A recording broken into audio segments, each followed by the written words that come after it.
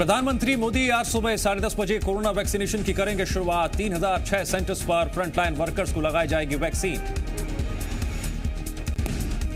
प्राथमिकता के आधार पर चलाया जाएगा वैक्सीनेशन प्रोग्राम। पहले चरण में health care workers, frontline workers, 50 से अधिक उम्र के लोगों को लगेगा टीका। शुरुआत में सभी टीकाकरण केंद्रों पर रोजाना करीब 100 लोगों को दी जाएगी वैक्सीन। राजधानी दिल्ली में 81 सेंटर्स पर लगेगा कोरोना का टीका। एलएनजेपी हॉस्पिटल में दिल्ली के मुख्यमंत्री अरविंद केजरीवाल, स्वास्थ्य मंत्री सत्येंद्र जैन करेंगे टीकाकरण की शुरुआत। सभी सेंटर्स पर सबसे पहले स्वास्थ्य कर्मियों को लगेगा जिंदगी का टीका। वैक्सीनेशन प्रोग्राम से पहले स्वास्थ्य मंत्रालय ने जारी की गाइडलाइन। 18 वर्ष से ऊपर के लोगों को लगेगा टीका। गर्भवती महिलाओं, अस्पताल में एडमिट लोगों को नहीं लगेगी वैक्सीन। एक शख्स को एक ही कंपनी की दी जाएगी वैक्सीन। टीकाकरण अभियान पर नजर रखने के लिए 24 घंटे एक्टिव रहेगा कॉल सेंटर। देश भर में आज से कोरोना वायरस का टीकाकरण शुरू हो जाएगा। शुरुआत में हेल्थ वर्कर्स और फ्रंटलाइन वर्कर्स को टीके लगाए जाने हैं। मध्य प्रदेश में सीएम शिवराज सिंह भोपाल के हमीदिया अस्पताल में करेंगे शुरुआत। सीएम शिवराज आज सिंगरौली जिला अस्पताल के ट्रॉमा सेंटर पर मौजूद रहेंगे। कोरोना संक्रमण से बचाव के लिए वैक्सीनेशन की शुरुआत सुबह करीब 10:30 बजे होगी। इस दौरान सीएम शिवराज प्रधानमंत्री मोदी के देशव्यापी अभियान से भी लाइव जुड़ेंगे। छत्तीसगढ़ में भी आज से कोरोना वैक्सीनेशन की शुरुआत होगी। प्रदेश के 99 कोरोना सेंटर्स पर वैक्सीनेशन की व्यवस्था की गई है। छत्तीसगढ़ में महिला सफाई कर्मी तुलसा तांडी को कोरोना का पहला टीका लगाया जाएगा। मेडिकल कॉलेज में बने केंद्र में लगाई जाएगी वैक्सीन। तुलसा तांडी पीएम मोदी से भी वीडियो कॉन्फ्रेंसिंग के जरिए बात करेंगी। तुलसा तांडी के बाद मेकाहारा अस्पताल के अधीक्षक टीका लगवाएंगे। वैक्सीनेशन से पहले स्वास्थ्य मंत्री टीएस सिंहदेव रायपुर स्थित मेकाहारा अस्पताल पहुंचकर व्यवस्थाओं का जायजा लेंगे। कोरोना वैक्सीनेशन को लेकर ग्वालियर में सभी तैयारियां कर ली गई हैं। कलेक्टर कौशलेंद्र विक्रम सिंह के मुताबिक जिले को 15,360 डोज मिले हैं। कलेक्टर ने बताया सबसे पहले अस्पतालों के सफाई कर्मियों को वैक्सीन लगाई जाएगी। ग्वालियर में पहले हफ्ते में 1600 स्वास्थ्य कर्मियों को वैक्सीन लगेगी। कलेक्टर ने बताया मंगलवार, शुक्रवार और रविवार को वैक्सीनेशन नहीं होगा। सरकार और किसान संगठनों के बीच 9वें दौर की बातचीत भी रही बेनतीजा। अब 19 जनवरी को होगी अगली बैठक। कृषि मंत्री ने कहा सुप्रीम कोर्ट की कमेटी के सामने सरकार रखेगी अपना पक्ष। छिंदवाड़ा में कृषि कानूनों के खिलाफ हुए प्रदर्शन में पूर्व मुख्यमंत्री कमलनाथ भी हुए शामिल। छिंदवाड़ा के चौराहे में कमलनाथ ने ट्रैक्टर चलाकर आंदोलन की अगुवाई की। उनके साथ ट्रैक्टर लेकर सैकड़ों की संख्या में किसानों ने सरकार के खिलाफ नारेबाजी की। प्रदर्शन के दौरान कमलनाथ के साथ सांसद नकुलनाथ और कांग्रेस के कई कार्यकर्ता मौजूद रहे। कमलनाथ केंद्र और राज्य सरकार दोनों पर जमकर बरसे। कहा कि बीजेपी गुमराह करने की राजनीति करती है, हम धर्म को राजनीति के मंच पर नहीं लाते। कमलनाथ ने सीएम शिवराज सिंह पर भी निशाना साधा। उन्होंने सीएम शिवराज को राजनीतिक कलाकार करार दिया। कमलनाथ ने कहा मैं शिवराज से कहता हूं वो मुंबई जाकर एक्टिंग करें, मध्य प्रदेश का नाम भी रोशन होगा। कृषि कानूनों के विरोध और किसानों के समर्थन में रायपुर में कांग्रेस ने किया प्रदर्शन। इस मौके पर प्रदेश कांग्रेस अध्यक्ष मोहन मरकाम सहित कई विधायक और नेता रहे मौजूद। किसानों के समर्थन में कांग्रेस ने राजभवन का घेराव किया। राजभवन पहुंचे प्रदेश कांग्रेस अध्यक्ष मोहन मरकाम की अगुवाई में कांग्रेस डेलीगेशन ने राज्यपाल से मुलाकात कर सौंपा ज्ञापन। कांग्रेस ने कृषि कानूनों को खत्म करने की मांग रखी। भोपाल में कांग्रेस ने किसान आंदोलन के समर्थन और कृषि कानूनों के विरोध में धरना प्रदर्शन किया। कांग्रेस कार्यकर्ताओं ने रोशनपुरा चौराहे पर चक्का जाम किया। कांग्रेस नेता और कार्यकर्ता रोशनपुरा चौराहे पर बीच सड़क पर ही बैठ गए। प्रदर्शन के दौरान कांग्रेस कार्यकर्ताओं की पुलिस के साथ धक्का मुक्की भी हो गई, जिसके बाद पुलिस ने पीसी शर्मा समेत कांग्रेस के करीब 100 कार्यकर्ताओं पर अरेरा हिल्स थाने में मामला दर्ज किया।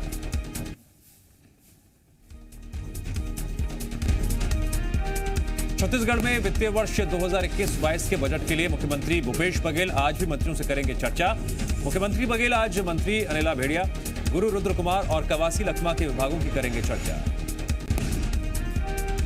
बैठक के दौरान सीएम भूपेश बघेल पिछले साल बजट में शामिल योजनाओं की जमीनी स्तर पर क्रियान्वयन की समीक्षा करेंगे। नए साल में किन योजनाओं को लागू करना है, सीएम इसकी भी जानकारी लेंगे। छत्तीसगढ़ में सब इंस्पेक्टर भर्ती परीक्षा शुरू नहीं होने से नाराज अभ्यर्थी सीएम हाउस का करेंगे घेराव। दरअसल सब इंस्पेक्टर भर्ती प्रक्रिया साल 2018 से रुकी हुई है। 2020 में गृह मंत्री ने प्रक्रिया को आगे बढ़ाने के निर्देश दिए थे। इसके बावजूद परीक्षा की तारीख घोषित नहीं की गई। अभ्यर्थियों का कहना है कि प्रक्रिया को लेकर अभ्यर्थियों को कोई जानकारी नहीं दी गई, जिससे युवा बेहद नाराज हैं और उन्होंने सीएम हाउस का घेराव करने का ऐलान किया। 1 लाख से ज्यादा अभ्यर्थियों को प्रक्रिया आगे बढ़ने का इंतजार है। दिल्ली में सीएम शिवराज सिंह चौहान ने कल केंद्रीय वित्त मंत्री निर्मला सीतारमण से मुलाकात की, जिसमें प्रदेश से जुड़े मुद्दों पर चर्चा हुई।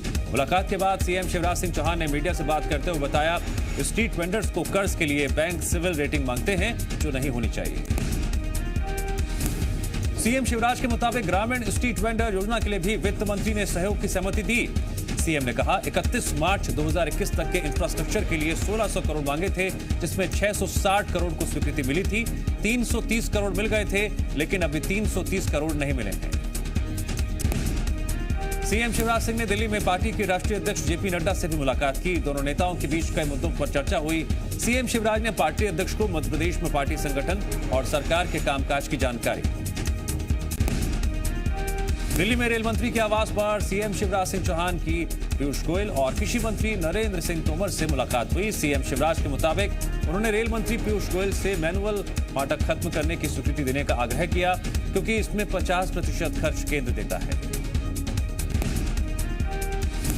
सीएम ने कहा, 2 साल में मैनुअल फाटक आरओबी या अंडर ब्रिज के जरिए खत्म करने का लक्ष्य है। इसके लिए 105 जगह चिन्हित की गई हैं। सीएम ने बताया, केंद्रीय कृषि मंत्री से आग्रह किया है कि वेयर हाउस से 84 लाख मीट्रिक टन गेहूं का उठाव हो जाए, ताकि नए गेहूं की खरीदी एमएसपी पर हो। पीएम मोदी ने भिलाई के रहने वाले नौजवान मेहुल शर्मा का एक वीडियो अपने ट्विटर हैंडल से शेयर किया और साथ ही मेहुल शर्मा की जमकर तारीफ की। मेहुल शर्मा ने राष्ट्रीय युवा दिवस पर आयोजित युवा संसद में छत्तीसगढ़ का प्रतिनिधित्व किया। संसद भवन के सेंट्रल हॉल में आयोजित युवा संसद में मेहुल शर्मा ने भाषण दिया था। पीएम मोदी ने मेहुल शर्मा के उसी भाषण का वीडियो ट्वीट किया है। Ministry of youth affairs and sports की ओर से इस कार्यक्रम का आयोजन किया गया था। पीएम मोदी ने ट्वीट में लिखा है, छत्तीसगढ़ के युवा साथी मेहुल शर्मा ने आत्मनिर्भर भारत और वोकल फॉर लोकल की संकल्पना को काव्यात्मक शैली में सामने रखा। ऐसे ऊर्जावान विचार ही न्यू इंडिया के निर्माण को मजबूती देंगे। छत्तीसगढ़ में धान खरीदी के लिए खाद्य पदार्थों की पैकेजिंग में इस्तेमाल बारदानों को भी अनुमति मिल गई है। जूट बारदानों की कमी को देखते हुए प्रदेश सरकार ने यह फैसला लिया, जिसको लेकर खाद्य नागरिक एवं उपभोक्ता संरक्षण विभाग ने आदेश जारी कर दिए हैं। विभाग के आदेश के मुताबिक बारदाने खाद्य पदार्थों की पैकेजिंग में सिर्फ एक बार इस्तेमाल हुए हों। बारदाने 50 किलो भर्ती के होने चाहिए और कटे फटे नहीं होने चाहिए।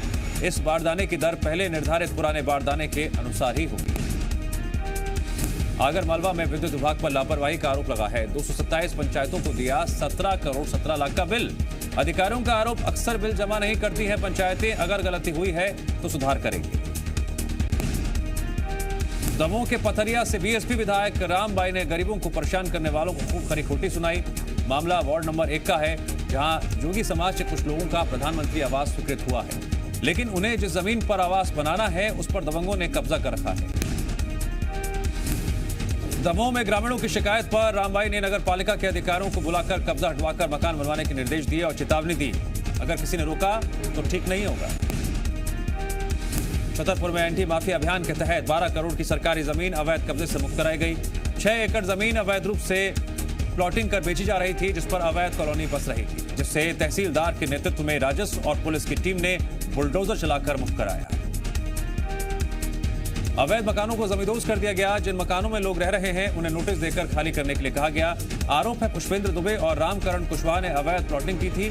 कुछ हिस्सों पर मोहम्मद अली नाम के शख्स ने भी कब्जा कर रखा था।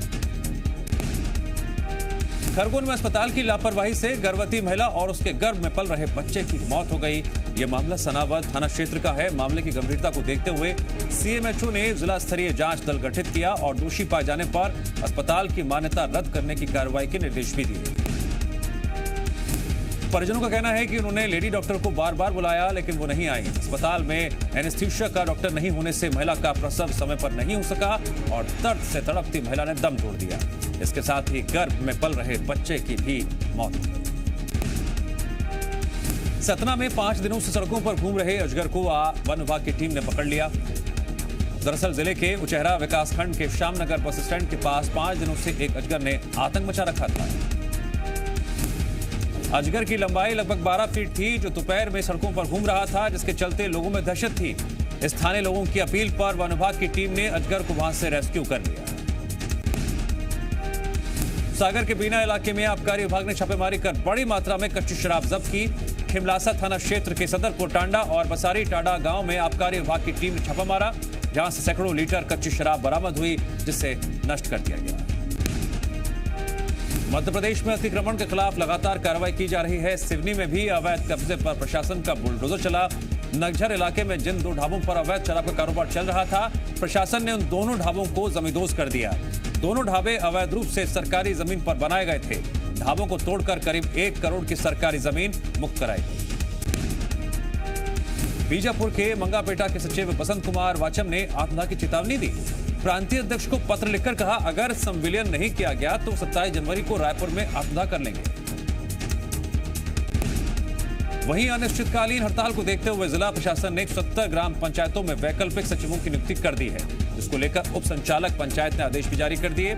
संविलियन की मांग को लेकर प्रदेश भर के 10,560 सचिव 20 दिनों से अनिश्चितकालीन हड़ताल पर हैं। भिलाई के मैत्री बाग में बाघिन की इलाज के दौरान संदिग्ध मौत हो गई। 10 साल की बाघिन वसुंधरा कई दिनों से बीमार थी, जिसका जू में ही इलाज चल रहा था। वसुंधरा की मौत के बाद अब मैत्री बाग में सिर्फ एक बंगाल टाइगर बचा है। शिवपुरी जिले के पोहरी क्षेत्र के बैराड़ में नकली दूध बेचने के मामले में बीजेपी युवा मोर्चा के मंडल अध्यक्ष मनीष बंसल पर भी जिला प्रशासन ने मामला दर्ज कराया। बताया जा रहा है, मनीष बंसल दूध डेयरी का संचालन करता है और कुछ दिन पहले उसकी डेयरी से खाद्य विभाग ने दूध के सैंपल लिए थे, जो जांच में नकली पाए गए। बालोद जिले में बड़ी संख्या में जिस तरह से बर्ड फ्लू की पुष्टि के बाद जिला प्रशासन अलर्ट मोड पर है। बर्ड फ्लू की पुष्टि के बाद छत्तीसगढ़ वेटनरी एंड सर्विसेज के एडिशनल डायरेक्टर ने गिदाली गांव का दौरा किया। संक्रमित पोल्ट्री फार्म के 1 किलोमीटर के दायरे आने वाली चिकन दुकानों का सर्वे किया गया। गिदाली गांव में जीएस पोल्ट्री में 210 मुर्गियों की मौत के बाद जांच रिपोर्ट में 5 मुर्गियों की सैंपल रिपोर्ट पॉजिटिव आई है। इसके बाद 175 देसी मुर्गियां, 10,000 पोल्ट्री फार्म की मुर्गियां और 32 कबूतरों को नष्ट किया गया। वहीं संक्रमित पोल्ट्री फार्म को पूरी तरह से प्रशासन ने सील कर दिया। जशपुर के कुनकुरी में जब गाड़ी वैक्सीन लेकर पहुंची तो स्वास्थ्य विभाग के अधिकारियों कर्मचारियों ने फूलमाला के साथ वैक्सीन का स्वागत किया। इसके बाद बैंड बाजे के साथ वैक्सीन को अस्पताल तक लाया गया। अस्पताल में भी वैक्सीन पहुंचने पर सबसे पहले पूजा पाठ किया गया। छत्तीसगढ़ में कोरोना के 521 नए मामले सामने आए, वहीं 905 मरीज स्वस्थ होने के बाद डिस्चार्ज किए गए।